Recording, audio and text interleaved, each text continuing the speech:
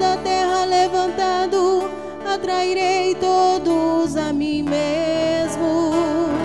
Aleluia, aleluia, aleluia, aleluia, aleluia, aleluia, aleluia, aleluia, aleluia, aleluia. O Senhor esteja convosco. Ele está no meio de nós. Proclamação do Evangelho de Jesus Cristo segundo Marcos. Glória a vós, Senhor. Naquele tempo, Jesus voltou para casa com os seus discípulos. E de novo se reuniu tanta gente que eles nem sequer podiam comer. Quando souberam disso, os parentes de Jesus saíram para agarrá-lo, porque diziam que estava fora de si. Os mestres da lei, que tinham vindo de Jerusalém, diziam que ele estava possuído por Beelzebu e que pelo príncipe dos demônios ele expulsava os demônios.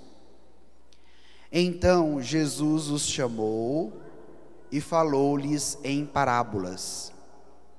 Como é que Satanás pode expulsar a Satanás? Se um reino se divide contra si mesmo, ele não poderá manter-se. Se uma família se divide contra si mesmo, ela não poderá manter-se. Assim, se Satanás se levanta contra si mesmo e se divide, não poderá sobreviver, mas será destruído. Ninguém pode entrar na casa de um homem forte para roubar seus bens, sem antes o amarrar. Só depois poderá saquear sua casa. Em verdade vos digo, tudo será perdoado aos homens, tanto os pecados como qualquer blasfêmia que tiverem dito. Mas quem blasfemar contra o Espírito Santo nunca será perdoado, mas será culpado de um pecado eterno. Jesus falou isso porque diziam: ele está possuído por um espírito mau. Nisso chegaram sua mãe e seus irmãos, e eles ficaram do lado de fora e mandaram chamá-lo. Havia uma multidão sentada ao redor dele. Então lhe disseram: tua mãe e teus irmãos estão lá fora à tua procura.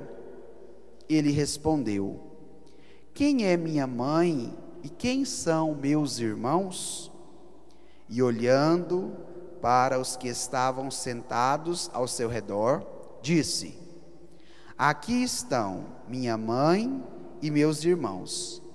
Quem faz a vontade de Deus, esse é meu irmão, minha irmã e minha mãe. Palavra da salvação. Glória a vós, Senhor. Podemos assentar? Irmãos e irmãs, hoje nós estamos celebrando o 10º domingo do tempo comum.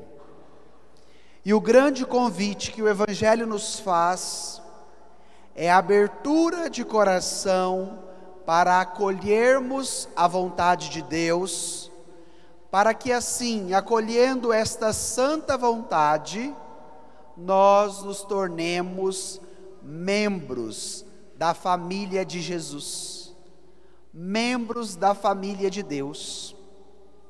Mas diante deste convite, há sempre um empecilho que quer nos derrubar, para que nós não façamos partes da família de Jesus. E qual é este empecilho? Qual é esta barreira que nos impede? A força de Satanás, que quer nos tirar da presença de Jesus. E o Evangelho de hoje vai nos trazer esta realidade. Então Jesus, no desenvolver da sua missão, do seu ministério, chega na sua casa. E quando chega na sua casa, há uma multidão que já o esperava lá, e outra multidão que caminhava com Jesus. E logo os seus parentes, pela fala dos fariseus, dos doutores e mestres da lei, quiseram chamar a atenção de Jesus, porque afirmavam que ele expulsava o mal, que ele expulsava os espíritos malignos da vida das pessoas pela força de Beelzebu. E aí com certeza Jesus ficou muito nervoso com aquele povo, porque aquele povo ouvia muito mais as vozes dos que não acreditavam, dos fariseus, dos mestres e doutores da lei, do que ouvirem a voz de Jesus. E conosco não é diferente, diante de tantas vozes, principalmente daqueles que não acreditam. Nós acreditamos muito mais nestas vozes do que na voz de Jesus. E foi esta experiência que aquele povo fez na porta da casa de Jesus. E é interessante, por que eles falaram de Beelzebu? Porque antes da formação do povo de Israel, os povos nômades, pré-bíblicos, podemos assim dizer, já cultuavam este Deus maligno chamado Beelzebu. Então, se nós formos na raiz do nome, aí a gente volta lá no grego. Então, Bel vem da palavra Baal, que era o Deus mais cultuado, não é, na antiguidade. E a palavra Bel significa fezes, significa merda, significa esterco. E depois, Zebu significa Senhor. Então qual é o significado da palavra Beelzebu? O Senhor das fezes, o Senhor do esterco, o Senhor da merda. E olha a quem eles comparam Jesus. A que nível a incredulidade e a dureza do coração daquele povo chegou? E pode ser que muitas situações nos levam também a ter esta mesma conduta. Porém, a ação de Jesus é maravilhosa, porque Jesus vai dar uma catequese. Será que o demônio pode expulsar outro demônio? É impossível. Para que o demônio, para que o mal seja expulso, somente uma força superior a ele pode assim o fazer. E nós constantemente também somos tentados pelo espírito de Beelzebu, que não fica feliz de nos ver estando na igreja, estando rezando, estando com a nossa família unida, estando buscando a graça de Deus, mas como Ele é o Senhor das fezes, Ele quer nos levar para onde, minha gente? Para o fundo da fossa. O que é que fica dentro da fossa, minha gente? Somente coisa que não presta. Somente coisa que não presta. Porque esta é a finalidade de Beelzebu. Esta é a finalidade do maligno. E Jesus nos dá o critério de quem vive com ele e de quem vive com o mal. Vamos tomar agora o nosso folheto no Evangelho de hoje. Tomemos aí o versículo 23, 24 e 25. Evangelho, versículo 23, 24 e 25. Vamos ler juntos esses 3 versículos? Então, Jesus os chamou e falou-lhes em parábolas. Como é que Satanás pode expulsar a Satanás? Se um reino se divide contra si mesmo, ele não poderá manter-se. Se uma família se divide contra si mesma, ela não poderá manter-se. Paremos por aqui. Jesus, para explicar para aquele povo o que estava acontecendo, deu o critério de quem vive com Satanás. Qual é a consequência de quem permite com que as forças do mal hajam dentro de você ou dentro da sua família? Vive de que forma? Dividido. Então, se você quer saber se a sua família está servindo a Jesus ou está servindo a Satanás, olhe para esse critério do Evangelho.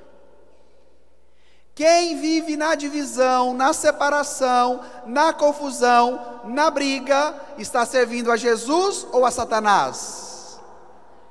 A Satanás. Uma família se divide contra si mesmo, ela não poderá manter-se por muito tempo, porque logo ela será dissipada, fragmentada, separada. Assim também é um reino que se divide contra si mesmo, ele não poderá manter-se por muito tempo, logo ele cairá. Então, qual é o papel de Beelzebu? Causar a divisão, causar a separação, causar a destruição. E qual é o papel de Jesus? Causar o contrário. O papel de Jesus, a missão de Jesus, é de anunciar que o reino de Deus já está aqui, e que o reino de Deus é para a unidade, é para a fraternidade. O reino de Deus é para uma unidade intrínseca que nos possibilita vencer sempre o mal. E o interessante neste trecho do Evangelho, depois vocês podem ler todo o capítulo em casa, aqui só temos um trecho do capítulo. Chega um homem possuído pelo espírito de Beelzebu. E aí o que Jesus faz? Jesus amarra aquele homem e depois Jesus o liberta das forças do mal. E isso quer nos ensinar o quê? Que Jesus é sempre mais forte do que Satanás. A força do bem que Jesus traz da parte do Pai sempre vence a força do mal. E nós muitas vezes vivemos assombrados. Ah, padre, eu estou ouvindo vozes, a porta lá da minha casa está batendo. Aí eu digo, é o espírito da Gerarda que está solto lá, amarra ele, que você vai parar de ouvir vozes e a porta vai parar de bater. Somos aprisionados por esse tipo de medo, de vozes, de espíritos de assombração. Aqueles que creem em Jesus não devem temer as forças de Satanás, porque Jesus, quando derramou o seu sangue na cruz, ele já venceu o mal. E no Evangelho de Marcos, a atuação de Jesus é para isso, é para dizer que o reino de Deus já está aqui. O reino de Deus já está acontecendo, e se nós nos abrirmos à voz de Jesus, com certeza viveremos a unidade, viveremos a comunhão, viveremos a fraternidade. Mas a partir do momento que nós abrimos os ouvidos para a voz de Satanás, qual é a missão dele? De separar, de destruir, de fragmentar. Hoje, como que vivem as nossas famílias? Na unidade ou na fragmentação, na separação? Infelizmente na separação. Por quê? Porque estamos ouvindo muito mais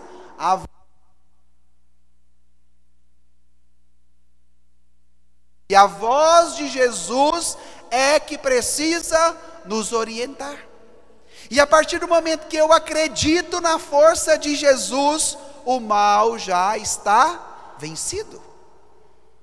Passamos pelas tribulações, pelas perseguições, vai dizer a segunda leitura da carta de São Paulo aos Coríntios, mas acreditamos e colocamos a nossa confiança naquele que nos chamou. E diante desse contexto, Jesus lá dando esta catequese por meio das parábolas para os fariseus, para os doutores da lei. Depois disso, Jesus entra num conteúdo importante, o perdão do pecado. Porque tem muitas pessoas que não se perdoam.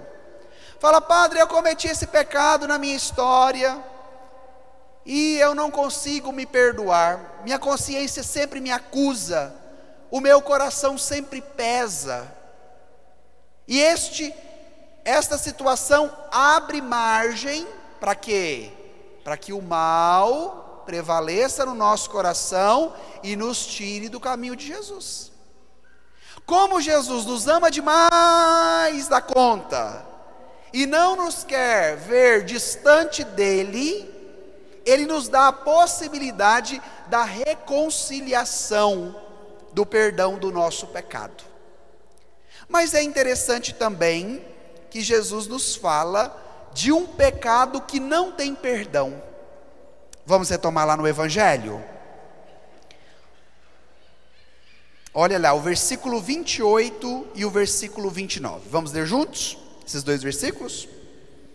Em verdade vos digo: tudo será perdoado aos homens, tanto os pecados como qualquer blasfêmia que tiverem dito.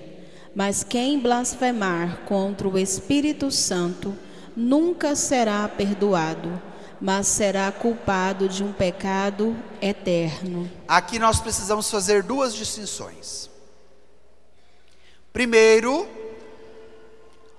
o pecado, que é o ato, a atitude que nós cometemos diante da nossa infidelidade de não ouvirmos a voz de Jesus, mas permitirmos com que a voz do mal prevaleça. E aí, escolhendo aquilo que não é de Deus, primeira leitura de hoje, livro do Gênesis. O homem e a mulher estavam no paraíso. Quando Deus chega, o homem se esconde porque diz que estava nu. E aí Deus pergunta: mas por que você sabe? Por que você está dizendo que você está nu?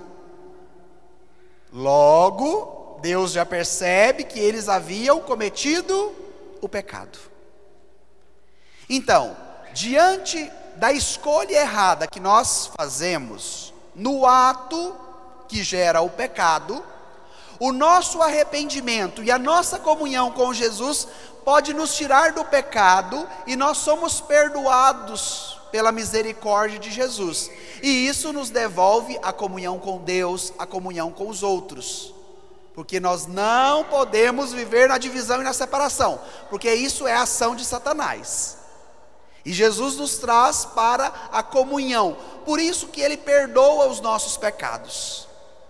Aí você pode perguntar: padre, mas o Evangelho, Jesus acabou de dizer que tem um pecado que não tem perdão, o pecado contra o Espírito Santo.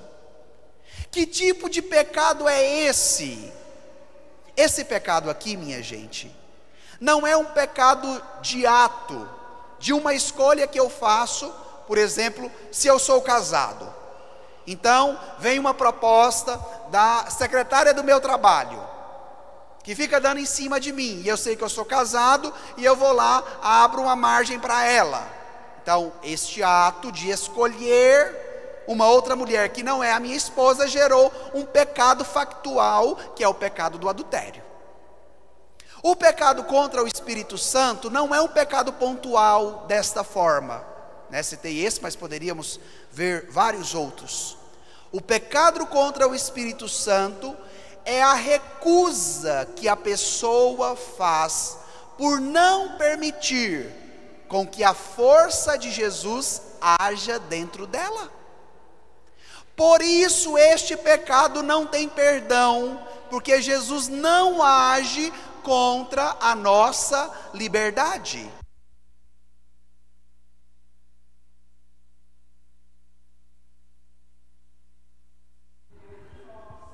Consiste na escolha, no exercício da nossa liberdade. Então, por que o pecado contra o Espírito Santo não tem perdão? Porque Jesus não obriga a pessoa a se render à graça, à bondade e o perdão dele. E pode ser que você já acompanhou a vida de algumas pessoas assim, na sua casa, no seu trabalho, que resistiu até a morte e não quis se abrir para a graça de Deus, pela ação do Espírito Santo. E nós que aqui estamos, não podemos permitir com que isso aconteça na nossa vida, porque os nossos pecados do cotidiano têm perdão quando nós nos arrependemos, nos confessamos, pedimos a graça de Jesus e reorientamos as nossas escolhas. Mas a partir do momento que eu fecho meu coração e que eu me torno indiferente à graça de Deus, Ele poderá agir dentro de mim? Não. E a partir do momento que eu recuso esta ação, de fato, eu me distancio de Deus e não poderei fazer parte da família de Jesus. E foi este o último assunto que Jesus tratou no evangelho de hoje. Aí perguntaram para ele: cadê a sua mãe, cadê os seus irmãos? Olha qual foi a resposta de Jesus quando perguntaram sobre a sua família. Olha lá o versículo 33, o versículo 34 e o versículo 35. Vamos ler juntos? Ele respondeu: quem é minha mãe e quem são meus irmãos? E olhando para os que estavam sentados ao seu redor, disse: aqui estão minha mãe e meus irmãos. Quem faz a vontade de Deus, esse é meu irmão, minha irmã. Jesus olhou para a multidão que estava ao redor dele, e hoje Jesus olha para nós, esta multidão que estamos ao redor de Jesus.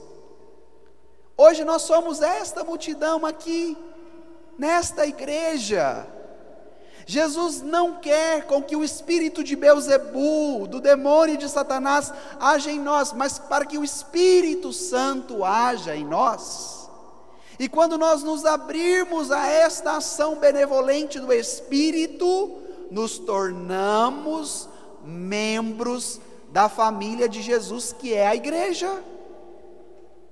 Então é necessário, meus irmãos, minhas irmãs, acreditar no poder desta palavra. Jesus já venceu o mal.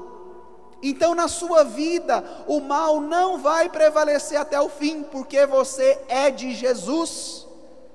Porque nós cremos que somos da família de Jesus.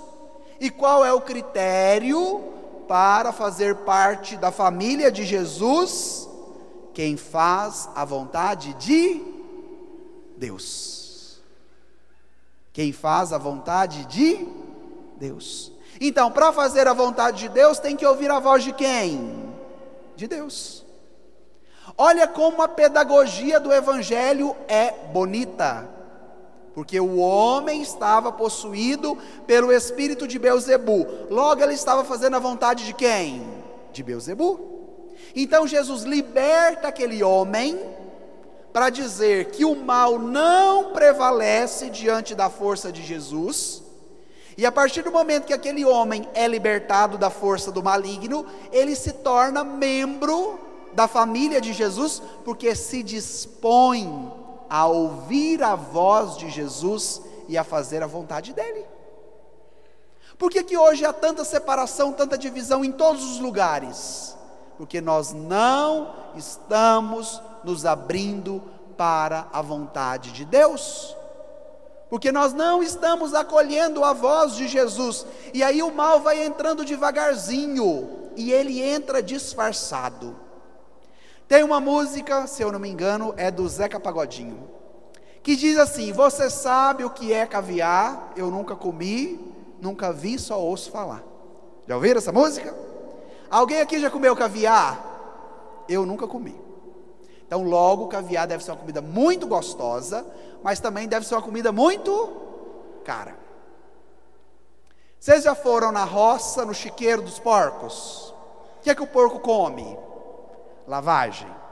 O que é a lavagem? Tudo o que não presta. Na roça é assim: o leite perdeu, talhou, vai para onde? Para lavagem. Sobrou o resto de comida, vai para onde? Para lavagem. Uma carne perdeu, está lá estragada, vai para onde? Para lavagem. O que o demônio faz? Ele pega a lavagem e dá para ela uma cara de caviar, porque ele sabe que se ele chegar com a cara da lavagem, ninguém vai aceitar. Você ia aceitar tomar um pote de lavagem? Claro que não. Mas se chegar com a comida bem gostosa, apetitosa, aqueles pratos que agora todo mundo faz, né, bem bonito, o que vai acontecer? Eu vou aceitar. Mas a partir do momento que eu aceito a lavagem com cara de caviar, eu começo a comer. Quando eu coloco na boca, que vai para o estômago, logo o corpo reconhece que é algo estragado. Então vai vindo o quê? Aquela ânsia de vômito, aquele enjoo, como diz os antigos, o estômago embrulhando. E aí o que você precisa fazer para melhorar? Vomitar, jogar para fora. É tão bom quando a gente vomita, não é, minha gente? Fica um gostinho tão gostoso na boca. A gente olha para aquela coisa que a gente jogou para fora e fala: nossa, que delícia. É assim a nossa atitude? Não. Quando você vomita, você tem nojo do que você jogou para fora, não é? A boca não fica com aquele gosto amargo, com aquele gosto de azedo, ruim. Assim, minha gente, é o pecado. O demônio pega a lavagem e dá a ela o quê? Uma cara de caviar para nos enganar, para separar a nossa família, para destruir o nosso casamento, para destruir a vida dos nossos filhos. E muitas vezes nós compramos o prato e pagamos caro por ele. E hoje Jesus nos oferece a sua graça, que é de graça. Nós pagamos para pecar e não queremos receber a graça de Jesus, que é de graça. Então, abramos o coração, para que a vontade dEle prevaleça sobre nós, para que o mal que quer nos tirar do caminho de Jesus seja extirpado também da nossa vida, e que cada um de nós vivamos, não sobre a força de Beelzebul, mas sobre a força de Jesus, que está vivo e ressuscitado. Louvado seja o nosso Senhor Jesus Cristo.